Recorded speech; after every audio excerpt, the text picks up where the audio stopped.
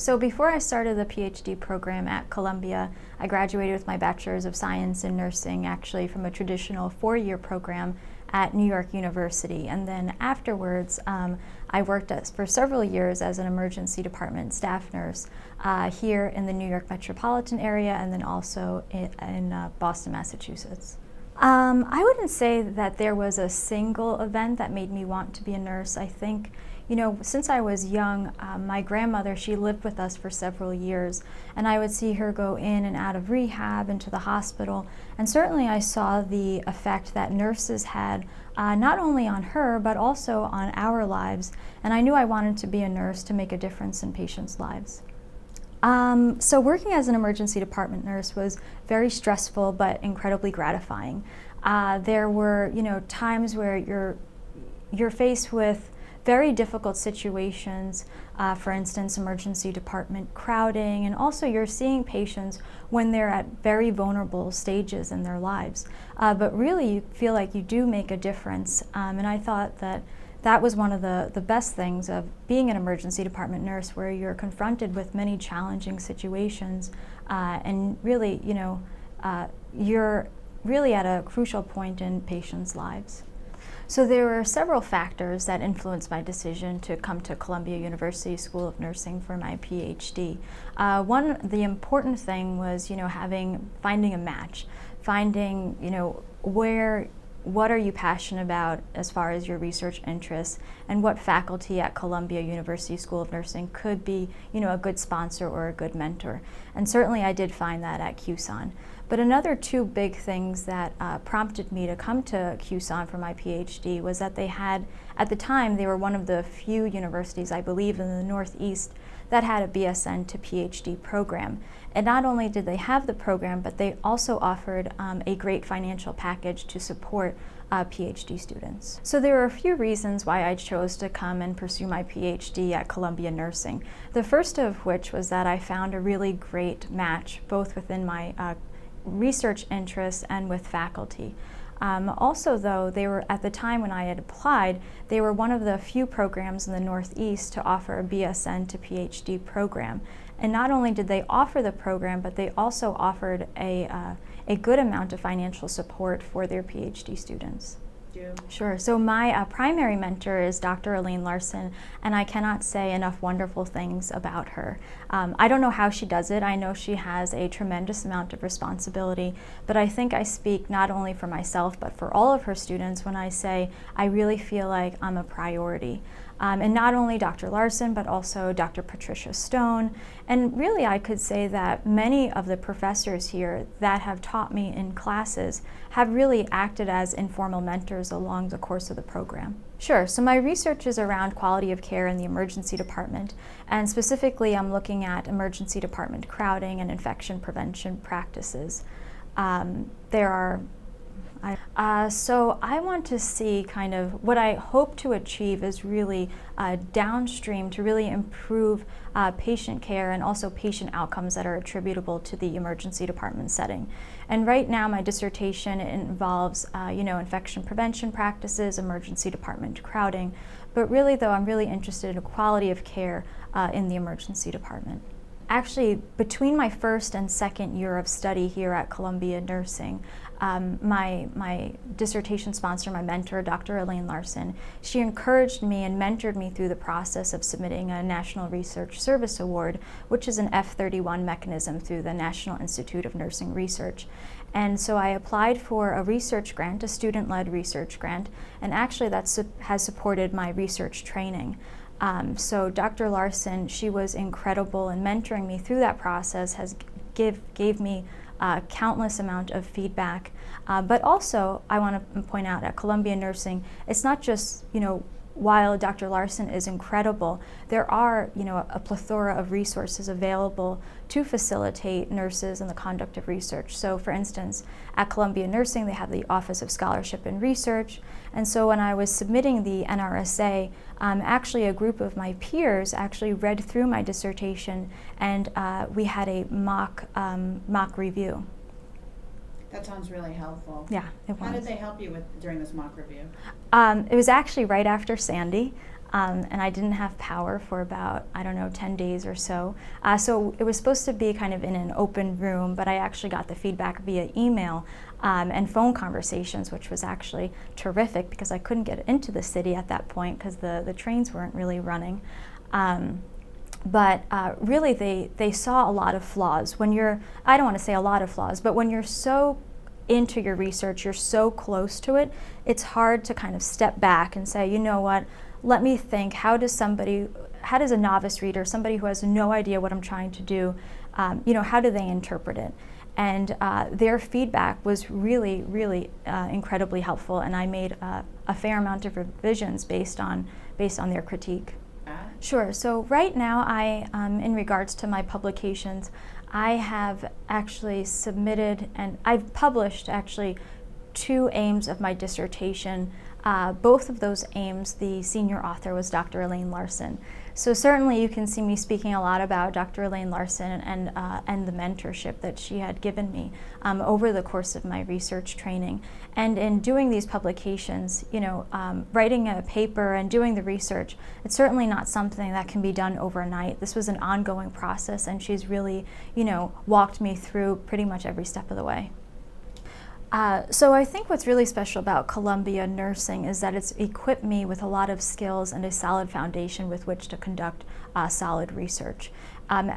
For my first 2 years while here at Columbia Nursing, I was a graduate research assistant on nationally funded research grants, NINR funded. And it really gave me a lot of exposure to, how do you collaborate with research members? How do you conduct solid research? And I think that that's really given me, a great foundation with which to move forward and really to, improve care quality in the emergency department setting. You'll be doing. Sure. So now that I have my PhD, I'm very excited to report that I have a joint research position both here at Columbia Nursing and also at New York Presbyterian Hospital. At Columbia Nursing, I'll be an associate research scientist, and then also at New York Presbyterian, I will be a nurse researcher where I will facilitate the conduct of research among bedside nurses. Is this a new position? It is actually, this is a new position, and I'm so fortunate to be able to, upon graduating, have this great opportunity. I don't know if I can't say that they created it for me. I don't think that they created it for me. I think what they saw was that both Columbia Nursing and New York Presbyterian Hospital found that there was a need for collaboration between the academic side and the hospital. And I will help to foster, build formal collaborations both between nursing faculty at Columbia Nursing and then also nursing research at NYPH. So I think one of the things is that, especially in being a bedside nurse for several years, I see the power of nurses. And they are really there. They see things that nobody else sees. They interact with the patients on a very deep level. And I think that the questions that bedside nurses can ask are critical to improving patient care. So I see myself facilitating bedside nurses in the conduct of research because as a bedside nurse, really, when I was a bedside nurse, I didn't know how to conduct a research study. So I want to help them to develop a research study and really to improve patient care. I would tell my younger self to kind of let go. I think when I was younger, I knew I wanted to be a bedside nurse to improve patient outcomes. But I think over the course of my training as a bedside nurse, over working at 2 institutions, I saw myself wanting to make a difference, but on a different level. And I think it was a little uncomfortable for me to go back to school. It's a big commitment. It's a 4 year commitment of which, you're not working.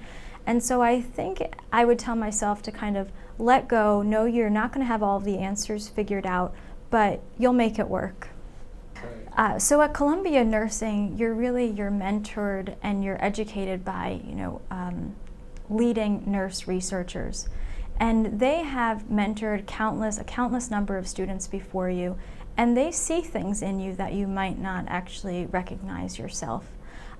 So certainly they may help to point you in a direction that you may not have thought of before, but also the experiences that you have at Columbia Nursing and working with interdisciplinary research teams in working on many national research studies.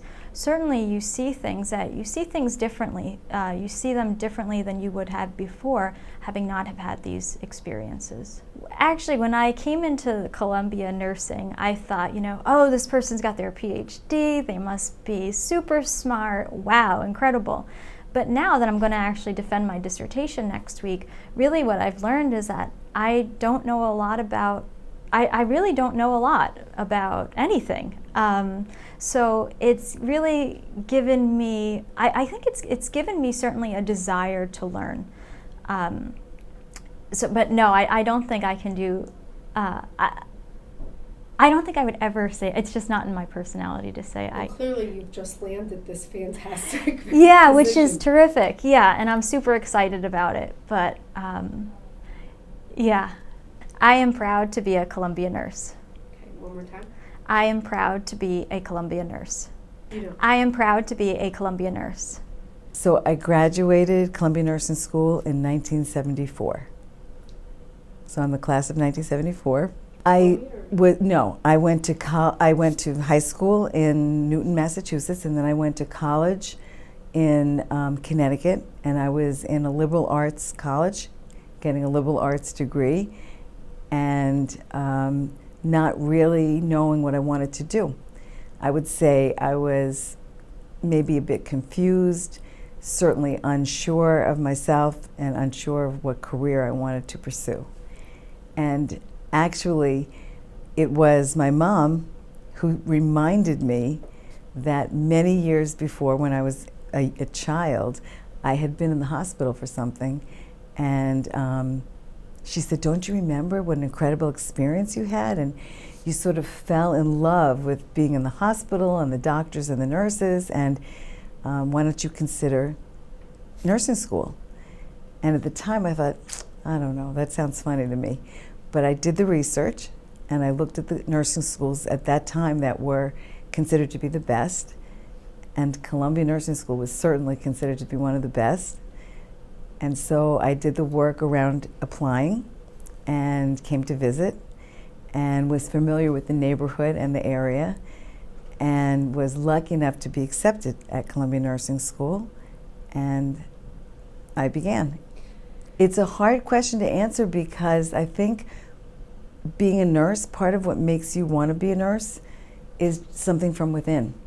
So it's difficult to articulate exactly what it was that was so attractive. But I was only 9 at the time, so there was something about the atmosphere of the teamwork and the collegiality and the professionalism and the caring that must have been so attractive even to a youngster that I was reminded of it when I was 20, and it all came back to me and meant a lot to me, so it was worth pursuing. Going back then, Columbia Nursing School was, first of all, very strict. I mean, it was. We wore pinafores and nursing caps and white shoes and white stockings. It was strict. And so that meant, the life that nursing students were living was monitored and carefully watched, which I guess we were young and protected in those days. But it also meant that the classwork, the education, and the clinical experience was equally as professionally monitored, and it gave us opportunities and vision that I don't think anybody at the age of 22 or 21, 23 could imagine. So it was really having your eyes open to a whole new world. It was a huge medical center and a huge name, the name Columbia alone, and going to Columbia Nursing School in and of itself meant something. It was very prestigious. And I know that my classmates and I all felt that all throughout the whole time we were here, that we were in a special place and we were being taught by special teachers who cared about us and who cared about the experiences that we got and taught us about caring and compassion So being here was unique and offered incredible opportunities. It's Yeah, that's a good question. I think that, first of all, you're at a time in your life where this is an unbelievably exciting and new experience for a young person. And we all sort of came into this with starry-eyed, not knowing what we were facing. And, you know, there's sort of a mixture of, this is very serious business, this is learning to be a nurse, and you're going to be taking care of people. Lives are going to be in your hands. At the same time, you're a young adult, and it's very exciting, and you're coming sometimes from out of state to New York. So put it all together, you're an excited, new, young nursing student, but you're learning very serious, important, professional business. And I think the combination of those things bonds you as a group. I have at least 4 or 5 very close friends that were in my class, and my very best friend, who I met in Columbia Nursing School within the first week of being here, is my best friend today. So we met in Maxwell Hall, the dorm where the nursing students lived, and we became friends, and 40 years later, we are best friends. It's a bond that will never be broken. You know, it's a difficult question to answer because I've had decades of experience now. So I have to look at it retrospectively. At the time, the way I felt was that I was in this big academic, highly regarded center, and I had so much to learn. And I was very young, and it was rigorous and difficult. And you're right, we were bonded together by how difficult it was and how much we had to study and we had to succeed. But I only know now, having lived my life and had the career that I've had, the benefits of coming into a program like that with incredible instructors who not only were brilliant in their clinical field and great as teachers and instructors, but cared about each student individually.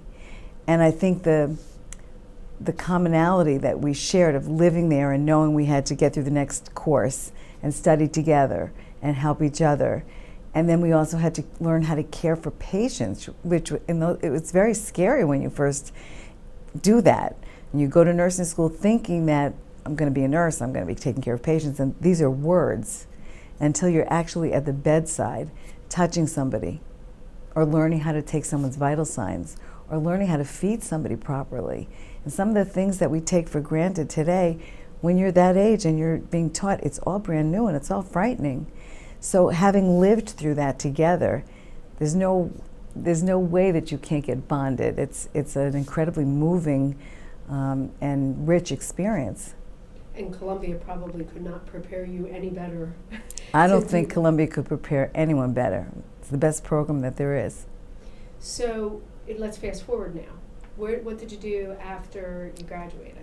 So I became a nurse in the ICU of the coronary care unit at what was called New York Hospital.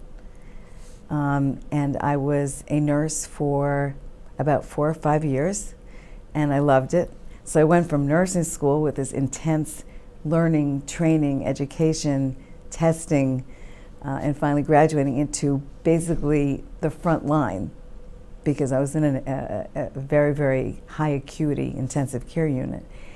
And I was a nurse for 4 or 5 years, and then I went into hospital administration and became what in those days was called a patient representative, which was an interesting transition because nurses are naturally patient advocates or patient representatives.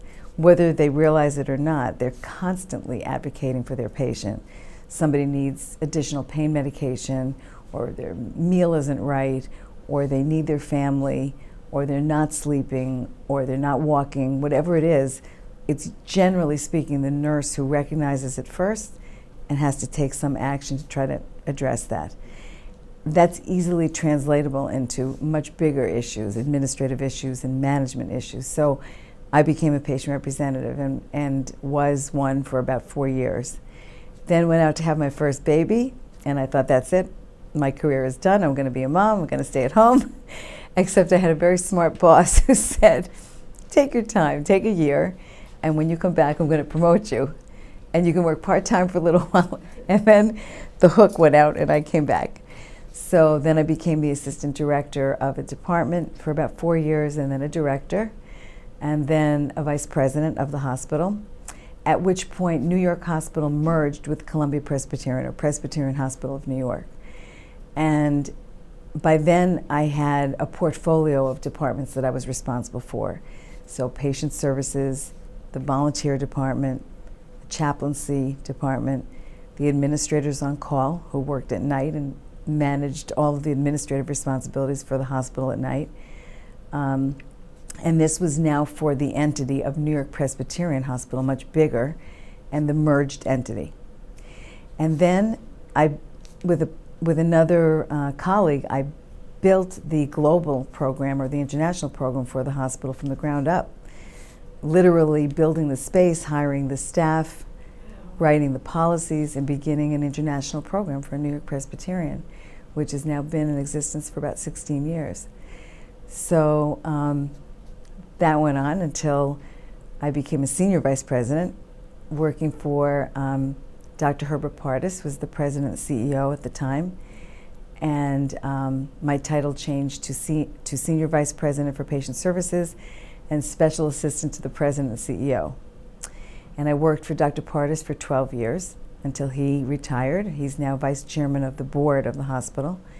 And I work now for the CEO of the hospital, Dr. Corwin, as the Senior Vice President for Patient Services and the liaison to the Board of Trustees. Wow. So, Is that all? Is that all you've done? wait, let me just, there's a few more things. Really? Wow. Very impressive. That is incredible. Proud of it. I feel very lucky. I've worked very, very hard, obviously, but Yeah, no. I also feel very lucky because I don't have a lot of friends and colleagues who can say I've been in one place and have grown and expanded and taken on more and worked for wonderful people. Mm-hmm. I've worked for 4 administrations in this hospital, maybe 5 now, and each one is different, each one is unique, each one was meant for the time that they led. And the hospital's needs, the medical center's needs, were different at each time. So I'm lucky in that sense that I've had those opportunities. Mhm. Well, the best way for me to answer the question is to speak a little bit about my daughter. So my daughter graduated from college 2 years ago and thought she wanted to go into psychology. So she worked for 2 years as a research coordinator at another hospital, and had an exposure to the world of psychiatry, the world of psychology. Actually, she was exposed to returning veterans. She learned a lot. But she realized in this journey that she wanted something more, and she wasn't sure what it was.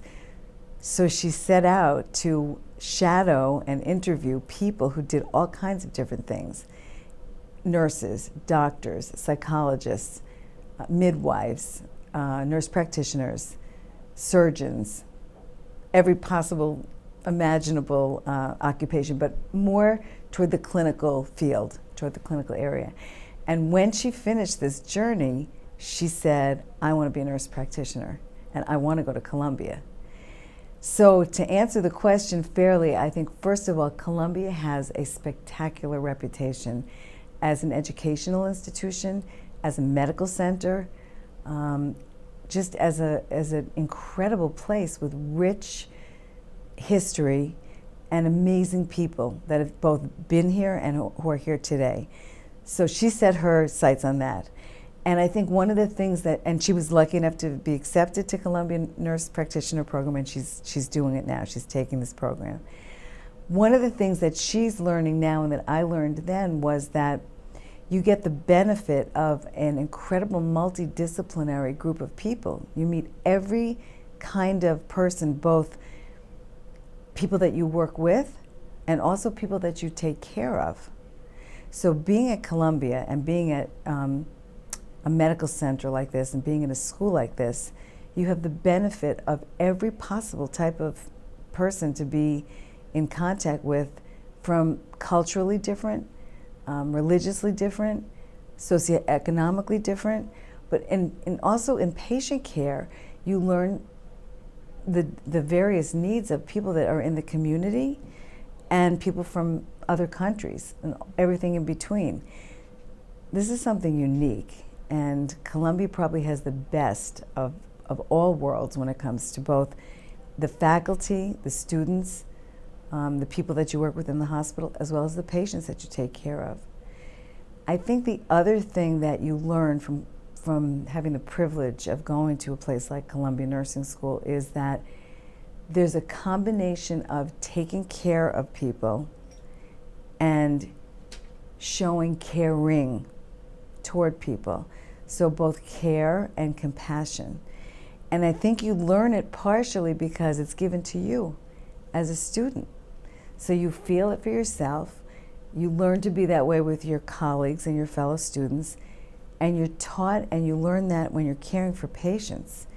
It's the best possible care, the highest quality care, with diligence and rigor related to safety and quality, and at the same time learning really what it is to be compassionate and empathetic towards people. And that goes for your colleagues and your fellow students as well as the patients that you care for. This is a very special place, very unique, and I'm not sure that you can get that anyplace else. I am very proud. I am a Columbia nurse. Okay, I'm sorry, You I was stepped on her. talking, I know, I was talking. It's okay. I am very proud that I am a Columbia nurse. I am a Columbia nurse. I am very proud to be a Columbia nurse. One is I think I want to encourage people to believe that they can be a nurse. I did not start my career as a nurse. I started as a secretary. And I was raised by my grandmother, so I know what it's like to be on welfare and food stamps. And in the 1980s, New York had a project that was called Ladders in Nursing Careers, Project Link. And at that time, I was working as a secretary for a medical director at Sunset Park Family Health Center. And I was doing physician payroll, scheduling, grant writing, anything that they gave me pretty much. But I learned really quickly that, it was an opportunity for me to learn the system of healthcare, but from a very different perspective. And when that project launched in New York, medical director and a lot of the other providers told me, Wanda, you should really apply for this. And I'm thinking, oh my God, never would I, first of all, see myself as a nurse, and I didn't think I would qualify for the program. And so I took the exam, and it was open to everyone in the organization. So anyone that was a medical assistant or LPN or anything could take this exam. And I remember that I felt I was so far behind everyone else because they were already in the field. So I didn't know what the exam was going to be like. But I did well enough that I was selected. And I remember to this day that the application for it was either you can go for 2 years to get your associates, or you could go for 4 years and get your baccalaureate. And I remember checking off the BSN.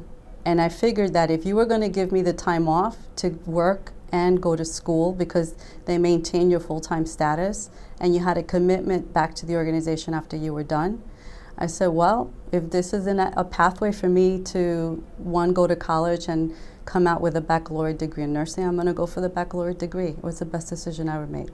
So I think that was the turning point for me to, one, a pathway was open for me to come to school to become a nurse.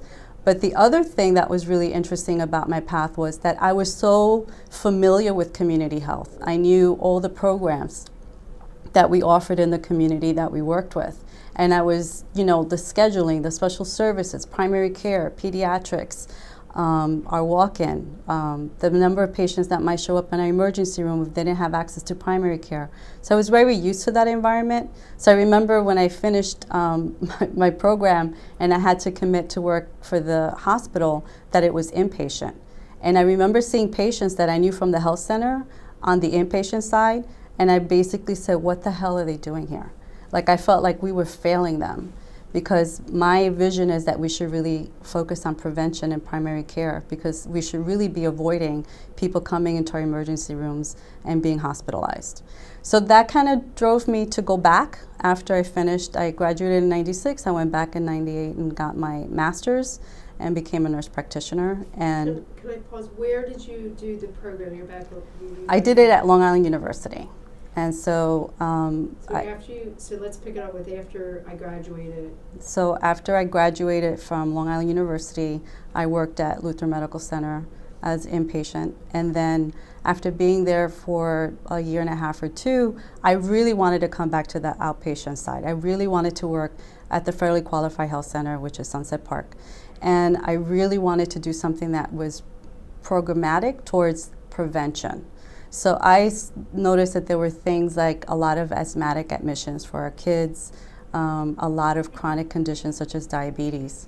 And so I was offered an opportunity to do some work in pediatric asthma. The health center had a New York City grant. And that was probably the first time that I used what I knew from being a nurse and combining it with the administrative skills. And so we did a program where we would follow the children that were our kids that were seen in the emergency room, and then we would track them upstairs on the inpatient side, and we used a community health worker, and we did home visits. And I remember that towards the end of doing this work with the children in the community, that the funds were starting to run out. And I remember that the CEO said, "Prove to me that this program works."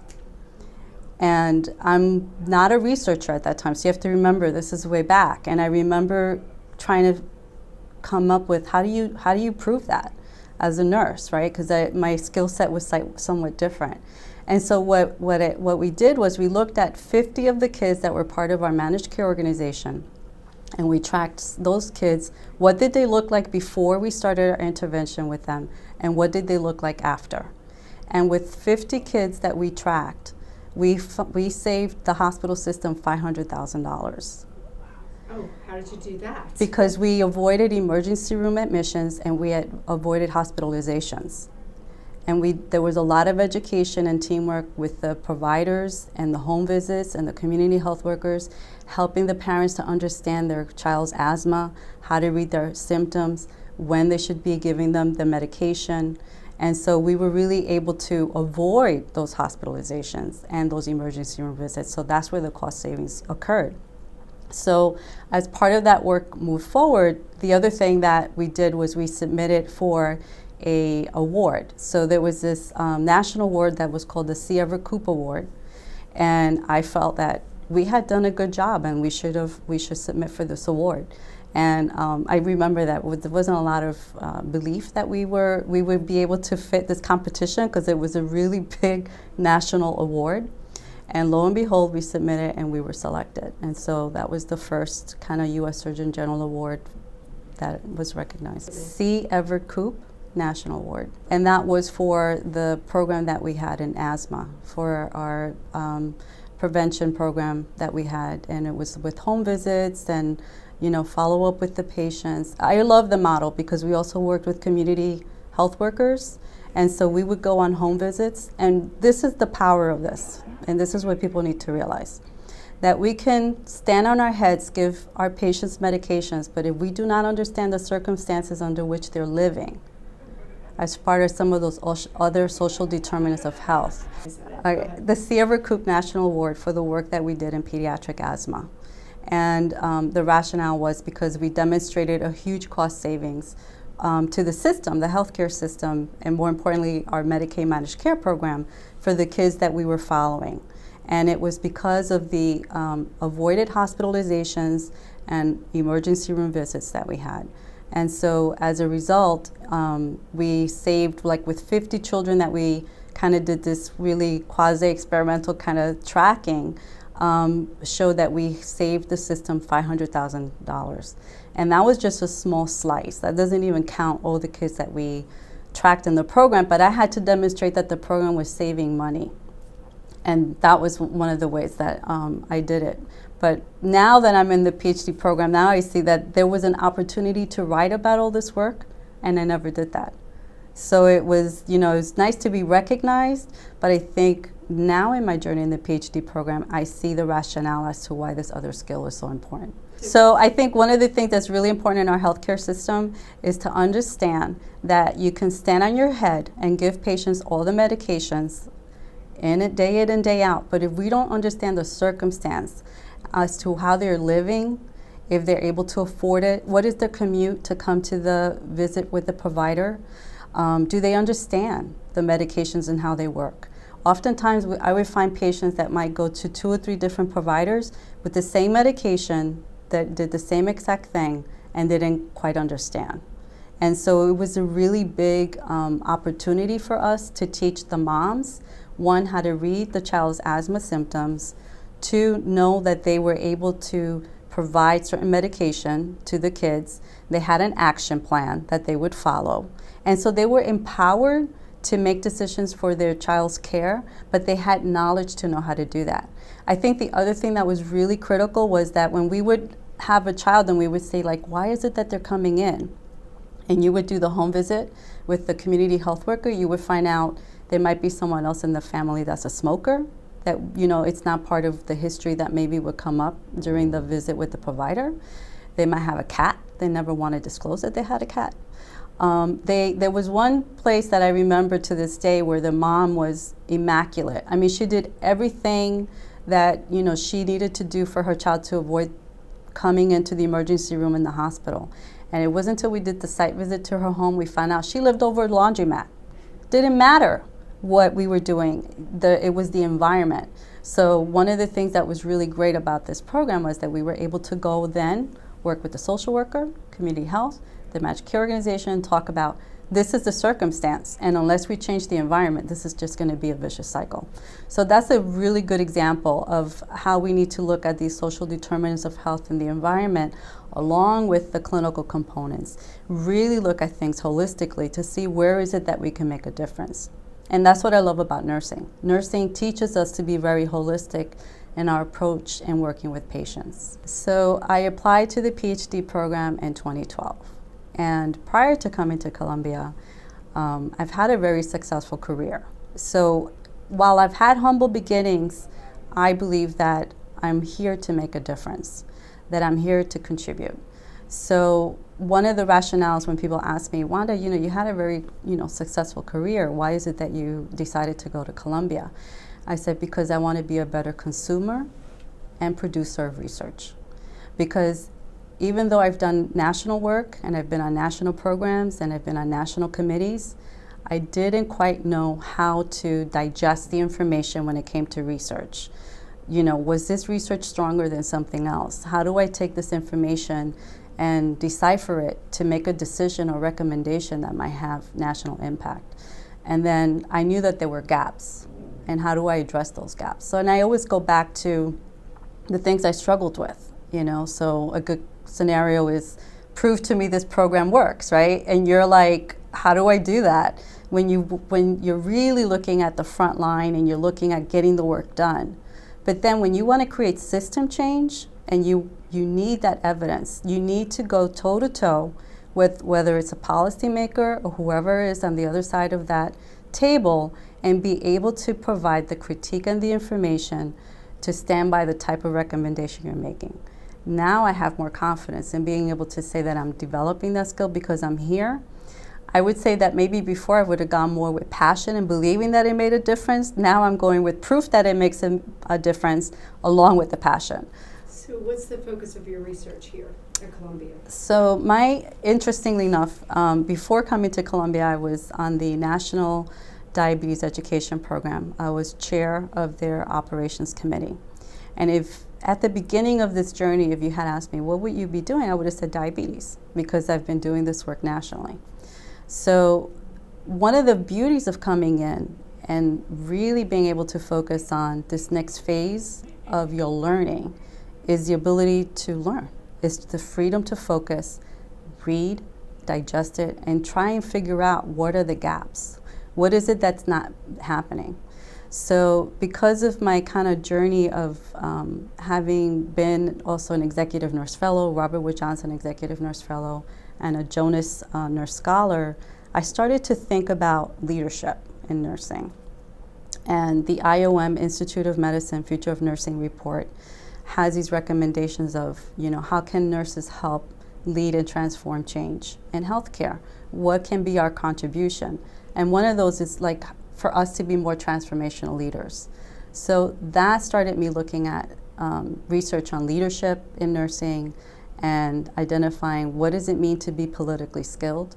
So now I'm looking at the mentoring component of how does that help us develop leadership skills and political skills to help build the next generation of nurse leaders. So I'm looking at that as it's actually a gap. We look at mentoring, we talk about the importance of mentoring, but I think we need to look at what are the functions that are carried out in mentoring that lead to a better leader and someone who's politically skilled to navigate organizational politics and help advocate for resources, know how to lead teams, know how to take the research and evidence-based practice and implement that through a system. And that, yes, you need clinical skills and you need understanding. There's other underlying basic skills that you need in order to lead that work.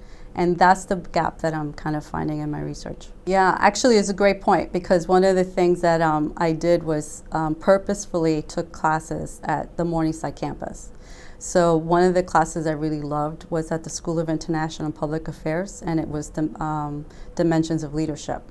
And what was really, really cool about that opportunity was that I was the only nurse that kind of took that course in a school that made me feel like I was in the UN and gave me a perspective of different issues that are going on around us, but health touched all of them.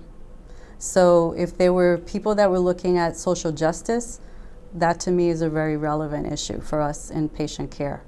If there was a focus on the environment, that's also very relevant. Asthma was a good example of that, right? If you live in a place that's very polluted, if you live in a place that doesn't, for example, if you live in the Bronx where they have the whole processing of the sanitation department, that's an environmental issue, impacts health. So it was a really good opportunity to look at leadership in a way that was international, but also very relevant to why it was important for us to kind of look at leadership within healthcare, but more specifically leadership in nursing. Well, Columbia Nursing, one, has given me the capacity and the skills to really ask the question, right? And that's the first thing you learn. Am I asking the right question? Because before you go down a pathway, you start deciding that this is the problem. You might be totally off. It may not be. So the number one thing that I think I learned from Columbia Nursing is to ask the right question. Am I asking the right question? I think the faculty have been really great in helping to critique my own thinking. So as a Columbia nurse, I can go to any one of my faculty members and kind of say, this is something that I'm thinking about, you know, and get a critique back about, they'll ask me questions that make me think deeper about how I'm looking at the issue. I might be missing a total piece of my argument, for example, as to why I'm interested in this or not. So I think those are really relevant to, it's helping me to be a more critical thinker. Not only that, I'm being given the tools to help research where are the gaps and research to help find the answers. And that's how I think Columbia School of Nursing is preparing me to be the nurse leader for now and to help generate nurse leaders in the future. Actually, one of the dreams that I have is that I consider myself an interpreter, right? So having been someone that's been in the community, so I know what it's like to be on welfare and food stamps and everything else, and having worked in the community health center, and now working and having my research, I know how to speak the language in all those domains. So I see myself as a nurse researcher who is a bridge builder, who is someone who can help bridge those relationships. And I think that our research and our work moving forward really benefits from this kind of participatory approach to finding solutions, because you can't do this in a silo. You know, we are all part of a thread to a really great tapestry, but you can't find solutions if I'm the only thread that's red. You know, I have to work with others to help find other ways to find answers. And so I think from Columbia School of Nursing perspective, they're equipping me to be able to do that. So I've come with certain skills, but I see myself as someone who's being refined further from this process. So I'm very lucky. Dean Berkowitz is my advisor. And one of the scenarios that I use in my head to describe my PhD journey is I look at it like, being willing to go to the blacksmith. And the reason I say that is because you have to be willing to learn from this process, not to hide from it, embrace it, because as blacksmiths, they're kind of sharpening me to be a better tool at the end, right? So you kind of go through this, you feel sometimes you're getting hammered because you're not using the right approach, or you're not, using the right critical thinking for something, or you don't know which tool to use, which is fine, because I think the beauty of this journey is that I have faculty that are committed to making me an excellent researcher. And so they continue to sharpen me and making me a really great weapon as far as a real great researcher in the future and critical thinker. And I think at the end that's really what I want to aspire to. I want to be as sharp as a whip. I don't want to be, dull. Very strong. I am a tenacious person, and therefore I am a Columbia nurse. Ooh, I like that. I am a tenacious person, therefore I am a Columbia nurse. Okay, one more time. I am a tenacious person, therefore I am a Columbia nurse. I am a Columbia nurse because I want to be a better producer and consumer of research. I went to undergrad at Bowdoin College in Brunswick, Maine. English, theater, and that was a coordinated major, and biology. Slightly long story. It was really starting when I was in junior high school. I knew that I wanted to go into some sort of field of medicine. And then I solidified that through volunteer work, which I did in high school as like a part of my community service requirement. And after that, I started volunteering at Coney Island Hospital in Brooklyn. And I hated every floor that I was on because like they put me on a rotation. And so most of the floors were like med-surg floors and geriatrics floors, which it wasn't because of the patients. I love the patients. It was more because of like the impoverished like aspect of the hospital. Like it didn't have a lot of funding, and also like the nursing staff and the physician staff were all, it seemed, overworked and like sort of callous to the needs of their patients. So finally on my last day, I was about to just say, this is probably not for me, and I was going to quit. So you had to do around 30 hours of volunteer work in order to Let's finish. start with that story. So when I was in you want Yeah. to start it Okay, when so I was start in it. high Yeah. school, I had to do community service. Okay. So yeah, when I was in high school, I had to do community service as a part of my requirements for a history course. And I decided to volunteer at an urban hospital. And they put me on a rotation throughout different units just to see where I would fit in and what I'd like best. I pretty much hated almost all of those rotations. And finally, on the last day when I was just about to quit, mostly because I'd seen too much sadness like among the patients and the hospital staff seemed really overworked, they put me on labor and delivery. And at first it sort of looked like an asylum or something, but going into onto the unit, I saw it just felt different. So yeah, going into the unit, it just felt different. Like there was a happiness that I didn't feel on any other unit that I had been on before that. And I just, it felt like I fit there, and that was where I needed to be. And even though the unit itself looked bad and the nurses were pretty much the same, the mothers were happy and the families were happy and they could still rejoice in something. And so I decided that's where I needed to be. I needed to be on maternity. I needed to deal with women in labor. Going forward, I started volunteering at another hospital that was a lot more funded, and I saw disparities there, and a part of that triggered my need to be in that field, just so I could make the changes that I wanted, because I just didn't feel like it was fair that certain people would have the ability to have a beautiful labor and feel supported in their labor, and others just wouldn't, based on socioeconomic status or minority cultural things. And so finally, when I got to college, I decided I was going to major in biology, and I was going to go pretty much the pre-med route. That, of course, didn't work out because I'm here. I did. I thought I was going to be a doctor because I had little knowledge of what a midwife was.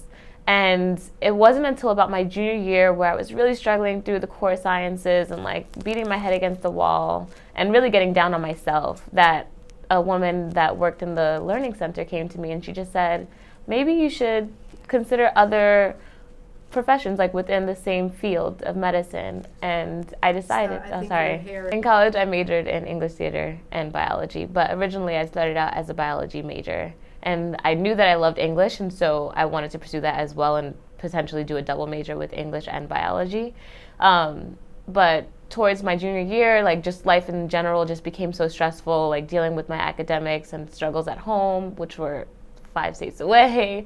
They all just worked together to make for me to have like a really rough time. And it wasn't until I spoke with the woman who was leading the Center for Learning and Teaching at my college that she just sort of opened my eyes and explained to me I could possibly still be in the field of medicine, and I don't necessarily have to follow the quintessential like pre-med route. And then I started to just sort of build up a list of things that I wanted to do, and not necessarily thinking about a title for it, just what I wanted to do. And I knew I wanted to be with women. I wanted to have the time to like really get to know them, form a really meaningful relationship with them, and sort of like last throughout their lives and hopefully their children's lives after that. And I knew that necessarily going into medicine, I probably wouldn't be able to have those opportunities just because of the patient loads and the time constraints on just being with women. And so I found midwifery, like of all places, and I don't even know how I found it and came across that. But once I did, I knew that that fit. I knew that like they worshiped, like, I don't know, they worshiped women and they worshiped labor. Like it was not only just medical, it was spiritual, and those two aspects combined is what really drew me into it as a field. And so that's why I decided, okay, I'm going to be a midwife. But then of course it was my junior year, so I didn't have necessarily like the prerequisite courses for that, and so I knew I'd have to sort of start over. And college itself was not like what I expected it to be going into it, and so I was happy for that chance. And once I graduated, I then moved back to Portland, and I stayed there for 2 years and worked on my prerequisites and got everything down. And I said, okay, where can I apply now? And I looked for schools, and for some reason, Columbia came into my head because I think a woman that was applying to it the year before me, like just mentioned that briefly in passing, that Columbia had a midwifery program. And so I was like, oh, I really want to go back home to New York. And I found Columbia, and I was like, oh, this is a perfect program for me. It has everything that I want, a very fast-paced bachelor's program followed by a very small, which is what I really, really wanted, midwifery program, where I could really feel nurtured and like develop the connections that I needed to and really hone in on the skills that I wanted to become a really good midwife. So right now I'm in the midwifery program, and currently I think we're probably the smallest one this year. We're only 11 girls, and it's a competency-based program. So unlike other programs where it's about a matter of hours that you've committed to working in a clinical setting, it's all about the experiences that you get. So like you have to have a certain number of experiences with antepartum and postpartum women and intrapartum women, and a certain number of births in general that you've caught. And so like those things in general are great, because I think that depending on the hospital you're at, if you're at a slower paced hospital, you may not see the number of things that really qualify you to be a good, functioning, competent midwife or practitioner. So having that competency-based program is a really good thing for me. And I'm just about to start my clinicals at a hospital in the Bronx. I don't know, a hospital in the Bronx? But let's It's an urban stay. hospital. Yeah, urban hospital. Okay. Can we stay with Columbia? Yeah, so going into Columbia, I had little hope that I would actually get accepted. I had just applied, and I just knew that I wanted to be in New York City, so I just applied to probably 2 schools, and I did know that I wanted to come to Columbia, but I didn't have much hope that I would actually get accepted by the school, because at that point in my life I was still sort of transitioning and like building up my self-esteem from what it had been in my college years, and I had also just been, I don't know if I should say this, because I was actually rejected by like a lot of other schools that along the process of getting my prerequisites. So before coming to Columbia, I didn't think I would actually be accepted. And it wasn't until after I'd gotten here and I'd spoken with some of the faculty and particularly the staff, like I made these really strong connections to them. And like I felt as though they were all on board with me and my goals, and they really supported me. I can name, like, I don't know, I guess not naming people, but yeah, so Columbia Nursing gives me the support that I need to continue with my goals in terms of becoming a midwife, and also now adding to my goals because I'm more politically active now, and I have like this very strong political focus in terms of eliminating or at least diminishing significantly a lot of the health disparities that I see, and knowing the population that I want to work with as a nurse. Who do you want to work with? So I would love to work with people in neighborhoods like my own. So I'm from Flatbush, and so, well, I don't know if I should say that either. Yes. Oh, okay. Yes. So to work with people in neighborhoods. Say I would like. Okay. Yeah. No, I would love to work with people from neighborhoods like my own. I'm from Flatbush in Brooklyn, and I just saw growing up so many young women becoming pregnant at early ages and not feeling support and not knowing where they needed to go for help or just any sort of resources that were available to them. And a lot of the times they felt as though labor and delivery were just this sort of prescribed method that only the doctors or usually the doctors actually, who were taking care of them would tell them what to do for. And like they had no say in any of their choices for birth. And so seeing that really bothered me, and then also not seeing the support that they needed postpartum within their families or even from their providers, connecting them to people that they could use for support. And so I just really want to get back to that neighborhood and neighborhoods like that and really connect youth specifically, because I really think that my focus will be with young adolescents or young adult women going through this process and figuring out things. So we learn how to use the education that we have. Say at Columbia Nursing. I'm Oh, sorry. No, at Columbia Nursing, we learn how to use the education that we're provided to then educate women. Columbia Nursing, that just, because it's the midwifery program, so I don't, it's every other program too, I'm assuming. So at Columbia Nursing, I found personally that they've given us a lot of opportunities to look into different ways that we can affect our communities. So you can get involved with different leadership forums or different organizations through the school that really help to put you in contact with those groups that are in the communities that you're looking at. And that's what I've been taking advantage of as of recently. And so now I work at a teen clinic that works with teens that are at risk for a lot of sexually transmitted diseases and infections, and also just helps to educate them about their bodies so that they can then become advocates for themselves in the absence of somebody who can also advocate for them. Even just helping one person. So sometimes I'll go into the clinic and we'll see probably four young adults in that day. But even if I can talk to one of them and really let them leave with some information, some place that they can turn to for support if they needed it, or resources that they need for their lives, then I just feel like that's what I wanted, and that's fulfillment for me, because I know that they're going to go off and they're going to tell someone else that needs that information whenever that situation presents itself, and then it just spreads that way. So I just look at it from even the smallest encounter being something really special, and that you can gain a sense of fulfillment from. And sorry, go ahead. Start your rotations when? Next week. Actually, no, this week, sorry. So I started rotations this week. I'm pretty nervous about that. I mean, I'm excited but really nervous, because this is the first time that I'll be doing something as a provider role and not as the nursing role. And so, not the RN, on the RN level role. And so I think taking that extra step to having that responsibility of really being able to diagnose and see get the histories that I need to give an accurate diagnosis and then treat certain situations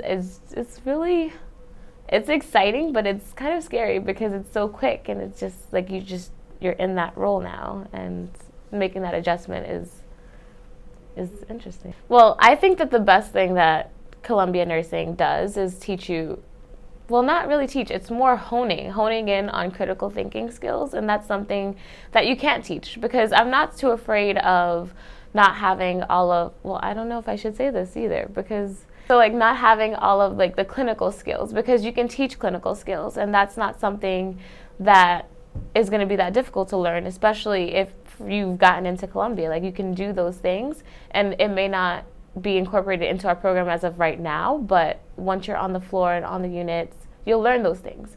But to be a critical thinker, that's something that you have to have innately, and you can hone those skills, and that's what Columbia does.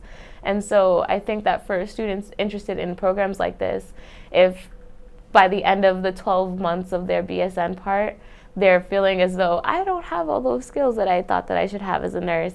That doesn't matter, because in the end, like, you will learn those things. But what you can't really learn on the unit is how to critically think and apply the knowledge that you've learned throughout that year to dealing with the patient and helping them get through something that's really serious for them, and making sure that they are in a better place at the end of that visit and have the resources that they need to improve their health, or just in terms of like labor and delivery, to really care for their babies and make sure that they're well and that their families are well. That's at the forefront, definitely, wellness and prevention, because if you don't take care of primary needs and like sort of work from, I guess, in terms of like health and social policy, become a primary prevention strategist, where you're really looking at things before they become a problem. Yeah, so if you're really looking at things before they become a problem, then you can really you can prevent so many things from happening, so many diseases from happening. Childhood obesity can be prevented if you're really working from a much earlier stage at preventing all children from having the risk factors of becoming obese. And so I think that midwifery specifically at Columbia University is really interested in working on ways to have primary prevention among women, so that they're already coming into pregnancy at a healthy state, so that they can really develop their babies without a lot of the complications that can arise from being malnourished or having an overstressful like outside life, or having a lot of other risk factors, sexual risk factors, domestic risk factors, any of those things. No, my dreams, they're still growing. Right now, at this point in my life, I would like to practice in the inner city. Working with minority women, working with low-income populations and families. That would be my dream to do.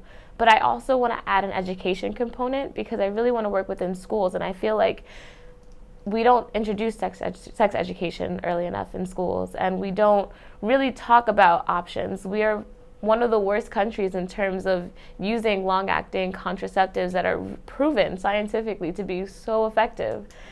We only have 5% of people who use IUDs in this country, whereas in other countries outside of the US that are still developed, they're way higher rates. And so there's something wrong with that picture. And it's partly because of the providers that aren't educating the people about their choices at an early age, and like also biases that get involved. But I really want to work within like the school systems to try and switch some of that thought process around and help people to become more engaged in their own health, because I think that it starts with that, and then it also starts with making sure that they have something that they're looking forward to. If you have a goal in mind, a lot of the times you're less likely to allow yourself to get sidetracked in things that may prevent you from achieving those goals. And so possibly diminishing the number of teen pregnancies, unwanted teen pregnancies specifically. And what else am I thinking? Right now, also becoming politically active is a part of my overall goal. I don't know how that's going to happen and where I'm going to find the time to become so politically active, but I do want to do it, and I really want to hopefully get a position on whatever hospital that I'm working at on their board, so that I can help make some of the decisions, because at this point, a lot of the hospitals have boards that meet to make these decisions for units such as maternity units, without anyone to represent maternity, no nurses or anyone. Columbia Nursing is special to me, mostly because it's given me a second chance. So I feel as though here I can realize anything that I wanted as a goal for myself, whereas a few years ago that might not have been the case, and my mindset was completely different. And so here, being among these people, brilliant peers and brilliant faculty and such supportive staff, and like just they're so endearing to me, and I don't think I could have asked for more in an institution for my grad school. You know, it's just like, I honestly feel like I can do anything. Like, I can achieve whatever it is I want here, and at the end of the day, I have these wonderful connections to people, and I know that they'll be lifelong. I am a Columbia nurse. I am a Columbia nurse. I am a Columbia nurse.